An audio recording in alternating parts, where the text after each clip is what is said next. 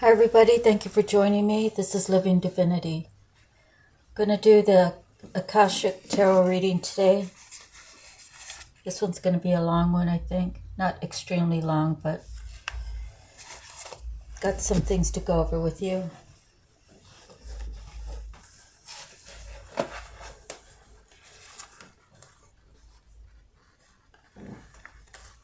So I'm going to read 2 Corinthians 8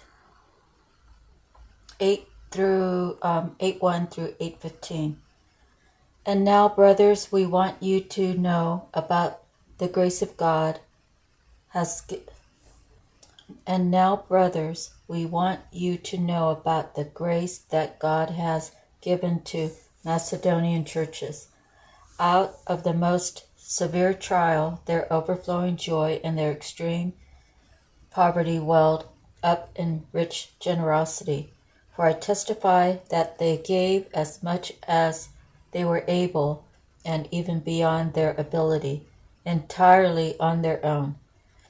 They urgently pleaded with us for the privilege of sharing in this service to the saints.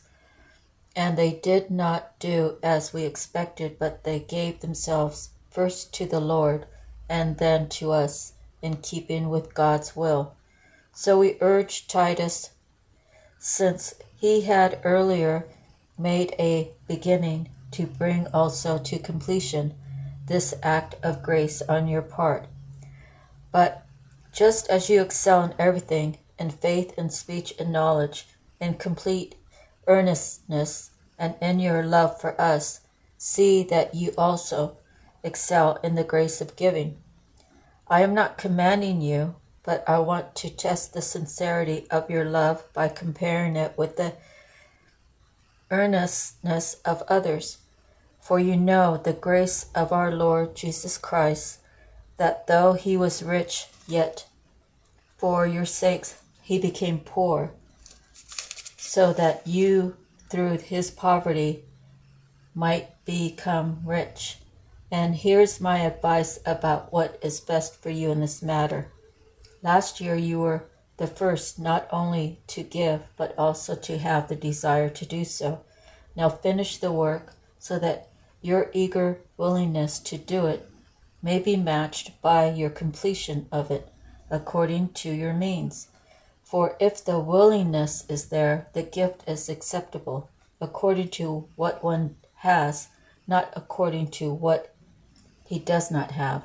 Our desire is not that others might be relieved while you are hard pressed, but that there might be equality.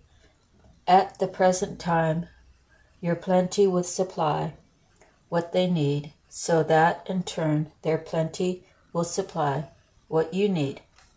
Then there will be equality, as it is written, he who gathered much did not have too much, and he who gathered little did not have too little. And then the next we'll be reading will be, if I stay in tune, on 2 Corinthians, Titus sent to Corinth. So I said that because I was doing a reading on another media thing, and it cut out, so I don't remember exactly where I finished off at, so that's why I just took it there. Okay, so the Akashic Tarot.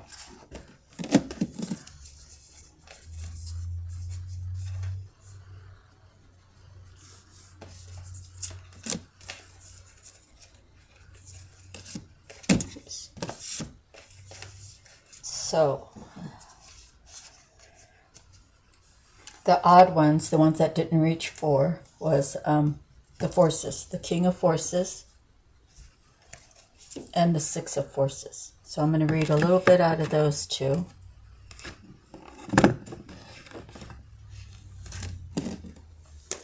First, the 6 of Forces.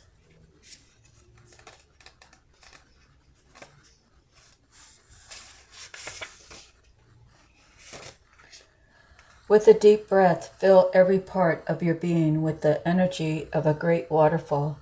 Feel the power that electrifies and lights the world pouring through you. How do you want to use it today? So it's the power of the waterfall, the energy that you want to breathe in. How will you use that pure power, that natural strength within you? Okay, so King of Horses. Close your eyes and sense the King of Forces by your side. Feel universal beauty and power move within you, through you and around you. Feel how gentle this force and wisdom are. How will you rule the forces and allow them to serve you? Okay. The next ones we have are the 1 and 7 keys, the Architect and the Ascent. So we'll do the Architect, 1 of keys first.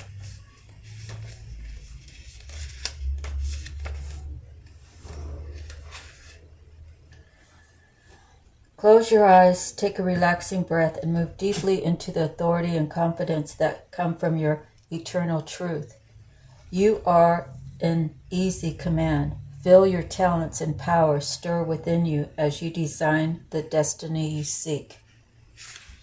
Those are some pretty strong words.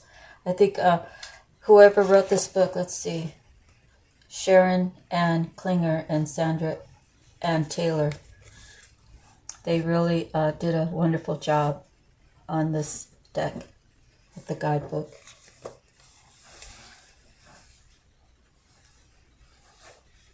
Okay, 7 of keys is the Ascent.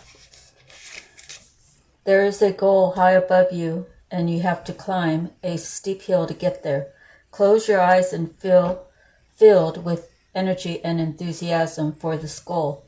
See how you can apply yourself to this endeavor. What steps can you take to reach the top?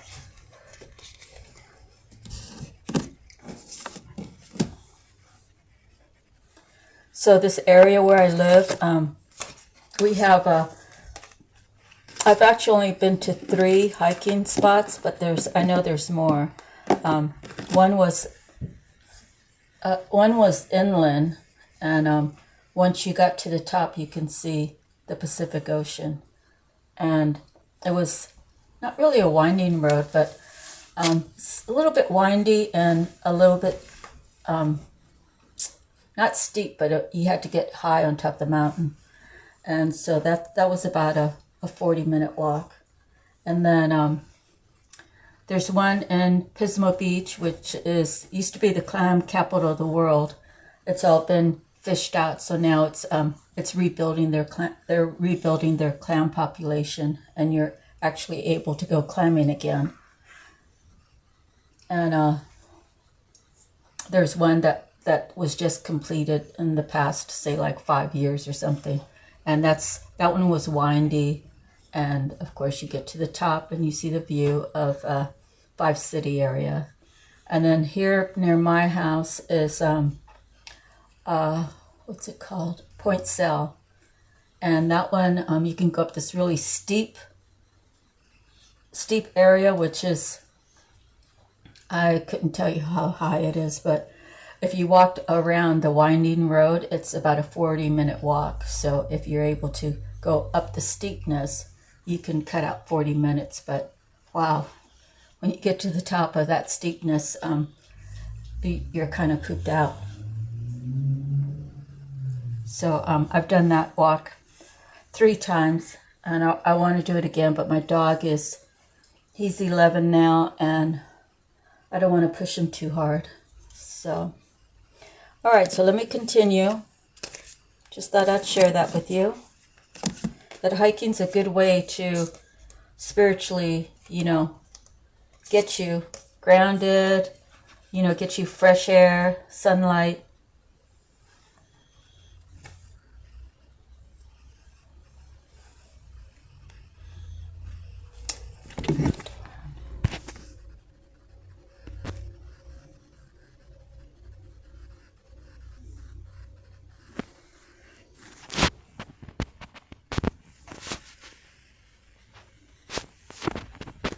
Okay, so it froze. I'm going to close this out and try to download it, so I'm going to have a part 2 on this.